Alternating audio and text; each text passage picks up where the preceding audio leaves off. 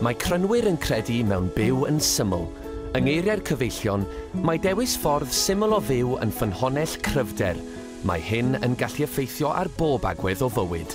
Ni'n byw yn hen y tŷ gyfrestredig, a felly does gen ni fawr o gyfle i newid o'n sylweddol.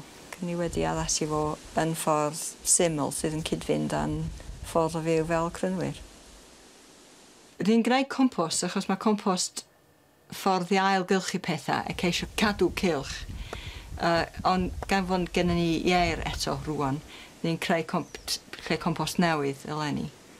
Rwy'n meddwl mae'n lwcus yma achos mae gennym ni pishin o tir, a dydy o tir ddim yn dda iawn, ni'n medru tyfu llysiau. A mae hynny yn bwysig i fod i ailgylchu bob dim, i gwneud compost, i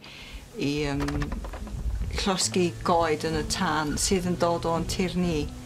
Mae'n creu cylch o'n bywyd.